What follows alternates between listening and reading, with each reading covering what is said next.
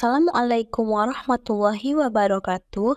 Hai semuanya, perkenalkan nama saya Anissa Fitri Rahayu dengan NIM 23041030 dari kelas HPI 5. Di sini saya akan menjelaskan kaidah kelima, yaitu al-adah muhakkamah, yang artinya adat atau kebiasaan itu bisa menjadi dasar dalam menetapkan suatu hukum.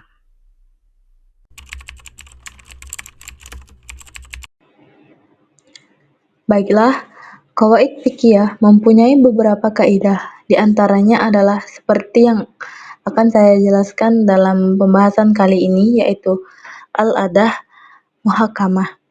Adat atau kebiasaan itu bisa menjadi dasar dalam menetapkan suatu hukum yang diambil dari kebiasaan-kebiasaan baik yang tumbuh dan berkembang di dalam masyarakat. Kaidah fikih kelima adalah tentang adat atau kebiasaan. Dalam bahasa Arab terdapat dua istilah, yaitu al-adah dan al-uruf.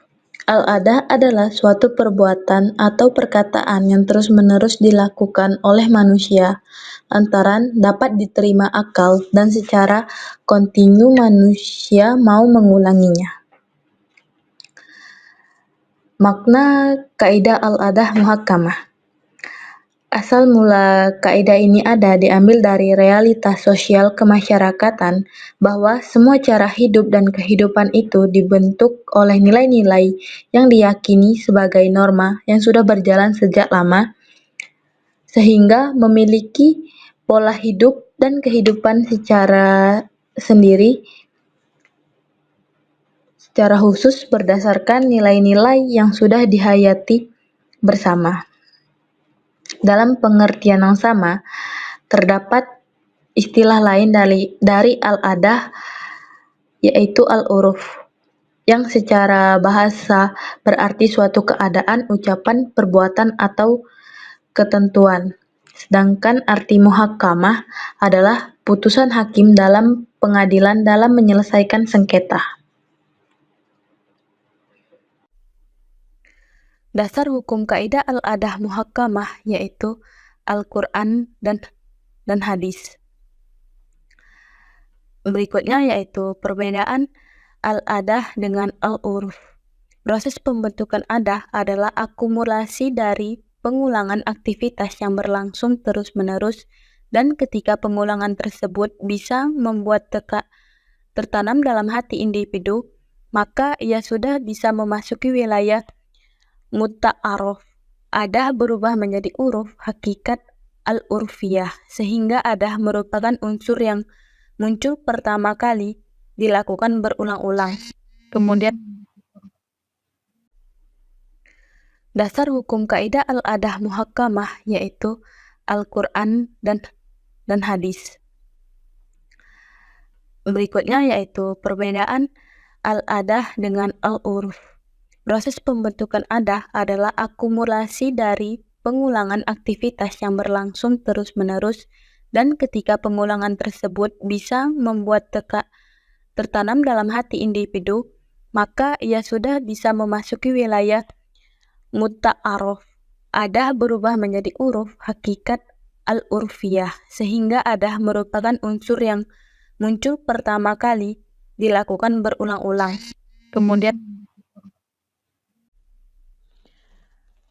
Kemudian menjadi uruf. Oleh sebab itu, fuqaha menyatakan bahwa adah dan uruf dilihat dari sisi terminologinya tidak memiliki perbedaan mendasar. Artinya, penggunaan istilah uruf dan adah tidak mengandung suatu perbedaan signifikan dengan konsekuensi hukum yang berbeda.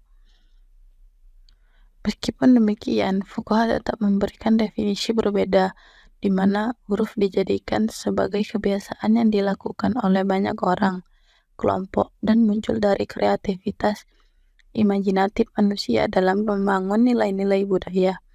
Dari pengertian inilah, baik dan buruknya suatu kebiasaan tidak menjadi persoalan arjen, selama dilakukan secara kolektif, dan seperti masuk dalam kategori uruf, sedang ada didefinisikan sebagai tradisi daya secara umum tanpa melihat apakah dilakukan oleh individu maupun kolektif.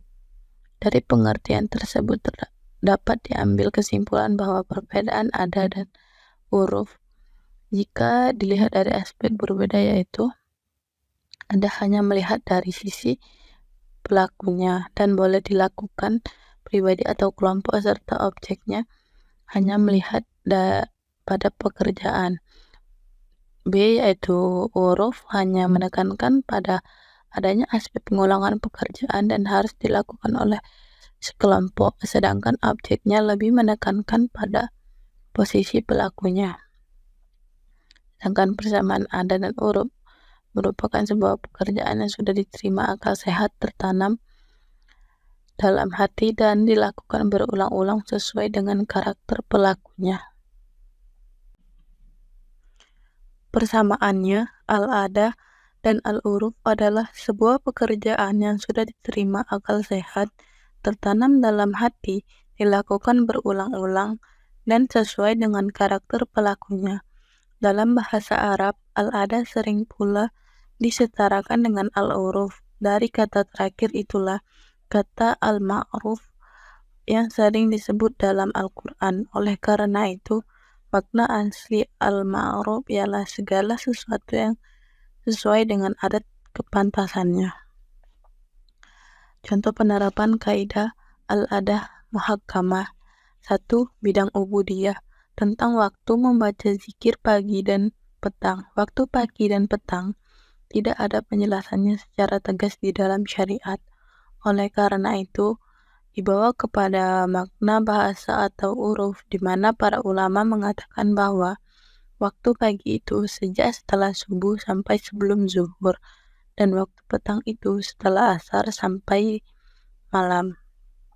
Yang kedua yaitu bidang muamalah. Contoh kaidah ini tentang bunga bank. Dalam pembahasan terkait bunga bank di sini terdapat khilaf.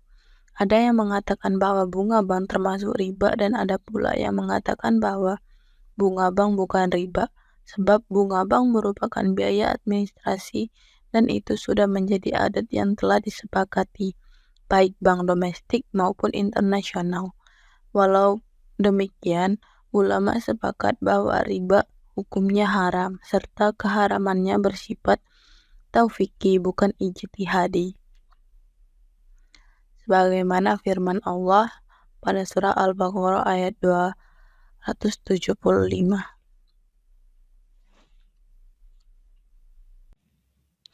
Yang ketiga yaitu di bidang siasah, pemilihan kepala desa atau kepala daerah antara dua orang calon. Calon tersebut antara lain Bakar dan Umar. Pada saat pemilihan, Bakar memberi uang 100, begitu juga Umar kepada masyarakat. Maka pemberian uang ini tergolong adat, bukan suap. Pemberian uang tersebut merupakan ganti atas upah kerja. Bukan berarti hal ini dibiarkan, akan tetapi harus dihapuskan secara perlahan. Yang keempat yaitu bidang jinayah. Dalam hal ini, sebagaimana hukum Islam yang menjadi adat masyarakat Aceh, apabila terjadi halwat atau perzinahan, maka pelaku keduanya akan dicambuk dan diarak keliling kampung sebagai pelajaran bahwa ini perbuatan yang tidak patut ditiru. Maka pemerintah tidak boleh melarangnya karena ini sudah menjadi adat yang berkembang di masyarakat tersebut. Kesimpulan dari kaidah al-adah muhakkamah yaitu diambil dari realitas sosial kemasyarakatan bahwa semua cara hidup dan kehidupan itu dibentuk oleh nilai-nilai yang diyakini sebagai norma yang sudah berjalan sejak lama, sehingga mereka memiliki pola hidup dan kehidupan sendiri secara khusus berdasarkan nilai-nilai yang sudah dihayati bersama. Baiklah, itulah penjelasan dari saya. Lebih kurang saya mohon maaf, kepada Allah saya mohon ampun. Assalamualaikum warahmatullahi wabarakatuh.